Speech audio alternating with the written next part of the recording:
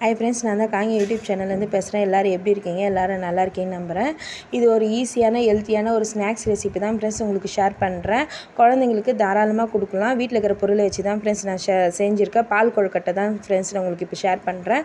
இது சூடாகவும் அப்படியே சாப்பிட்லாம், இல்லை ஃப்ரிட்ஜில் வச்சு கூட நீங்கள் சில்லுன்னு ஆக்கி கூட சாப்பிட்லாம்.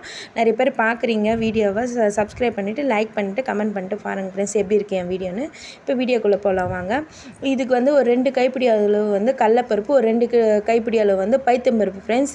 இது ஒரு 1/2 hour நல்லா ஊற வச்சு எடுத்துக்கோங்க. அப்போ தான் வேக வைக்கிறதுக்கு நல்லா சாஃப்டாக வரும். இது நம்ம நல்லா ஒரு 1/2 hour ஊற வச்சுட்டு தண்ணியில் ஒரு குக்கரில் வந்து நம்ம பருப்பு அளந்தோம் இல்லையா, அந்த பருப்பு கழுவிட்டு அந்த பருப்பு அளந்த கிளாஸில் 2 கிளாஸ் தண்ணி, ஒரு 2 ஏலக்காய், ஒரு சிட்டிக்கை சால்ட் உப்பு போட்டு அது வேக வச்சிடலாம். ஒரு 3-4 போல் விசில் போட்டு நீங்கள் எடுத்து கீழே வச்சுக்கோங்க. அப்புறம் வந்து மாவு ரெடி பண்ணுறதுக்கு தோராயமாக தண்ணி வச்சு அதில் சால்ட் உப்பு போட்டுக்கோங்க ஃப்ரெண்ட்ஸ். அது நல்லா கொதிக்கிட்டோம். அதுக்கப்புறம் நம்ம இது பச்சரிசி மாவு தான் ஃப்ரெண்ட்ஸ். கடையில் வந்து இடியாப்ப மாவு, பூர்ண கொழுக்கட்டைலாம் செய்யறதில்ல, கொழுக்கட்டை மாவுன்னு கேட்டாவே கொடுப்பாங்க. அது ஏற்கனவே நம்மளுக்கு ஆவரி கட்டி தான் நம்மளுக்கு பேக்கேஜ் பண்ணி வைப்பாங்க. அதனால் இந்த சுடு தண்ணி ஊற்றினாவே நல்லா சலசலன்னு கொதிக்க வச்சுட்டு ஊற்றுங்க ஃப்ரெண்ட்ஸ் அந்த மாவில். அப்போ தான் வந்து இன்னும் கொஞ்சம் வெந்து நம்மளுக்கு அந்த கொழுக்கட்டை வந்து இன்னும் நல்லா சாஃப்டாக வெந்து வரும். தண்ணி எப்போவுமே இந்த கொழுக்கட்டைன்னு இல்லை, நீங்கள் பூர்ண கொழுக்கட்டை, புடி கொழுக்கட்டை செஞ்சால் கூட நீங்கள் நல்லா சலசலன்னு கொதிக்க வச்சுட்டு நீங்கள் அந்த மாவில் ஊற்றுங்க ஃப்ரெண்ட்ஸ். இப்போ அந்த பச்சரிசி மாவில் இந்தமாரி ஒரு கரண்டி போட்டு நல்லா எழிச்சு விட்டாவே இதிலே தெரியும் உங்களுக்கு வெந்த பதம் கொஞ்சம் வெந்து வந்துடும் அந்த பச்சரிசி மாவு. ஏன்னா அது ஆவரி கட்டினதில் வெந்துடும். இந்த நம்ம சுடு தண்ணி ஊற்றினாவே கொஞ்சம் வெந்துடும். அப்புறம் ஆறின பிறகு நம்ம சப்பாத்தி மாவு போல் கையிலேயே போட்டு நல்லா பிசைஞ்சு வச்சிடலாம். இது ஒரு 2 நிமிஷம் போல் அப்படியே மூடி வச்சுருங்க. அந்த சூட்லேயே இன்னும் கொஞ்சம் பூவாட்டம் ஆகிடும்.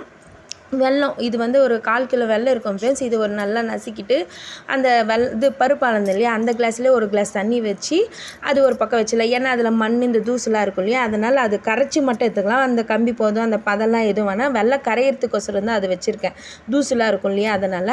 இப்போ வந்து அந்த பால்ஸ் ரெடி பண்ணிக்கலாம் ஃப்ரெண்ட்ஸ். இந்த பால் கொழுக்கட்டைக்கு சின்ன சின்ன பால்ஸை கையில் எண்ணெய் தடவின்னு சின்ன சின்ன பால்ஸாக ரெடி பண்ணி வச்சுக்கலாம்.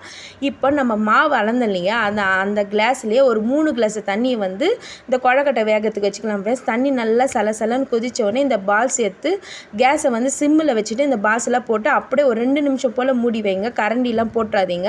ஏன்னா 2 நிமிஷம் போலேயே அது வெந்துடும். நம்ம இதில் தண்ணி ஊற்றுறதுனால வெந்தது இல்லையா, நான் 2 நிமிஷம் போலே வெந்துடும். நீங்கள் கிட்டவே இருங்க, இல்லைனா பொங்கி கீழே வந்துடும். அப்புறம் வந்து இந்த பருப்பு வேக வச்சு இல்லையா, அது இழைச்சிக்கலாம். ஃபஸ்ட்டு 1 by 1 இந்த கொழுக்கட்டை வெந்ததும் வெல்லம் தண்ணி வடிகட்டி ஊற்றிட்டு அதுக்கப்புறம் இந்த பருப்பு இழைச்சிட்டு கரண்டிலே அதுவும் போட்டுக்கலாம். இந்த பசும்பால் இல்லையா, ஒரு 300 பால் வந்து காசி ஆற வச்சு அதில் சேர்த்துக்குங்க. இந்த தேங்காய் துருவல் வந்து ஒரு சின்ன கப்பு அளவு சேர்த்துட்டு நல்லா தொழி விட்டுருங்க ஃப்ரெண்ட்ஸ். அவ்வளோதான் ஃப்ரெண்ட்ஸ், அந்த பால் கொழுக்கட்டை ரெடி. பிடிச்சிருந்தால் லைக் பண்ணுங்கள், ஷேர் பண்ணுங்கள், கமெண்ட் பண்ணுங்கள். தேங்க்யூ.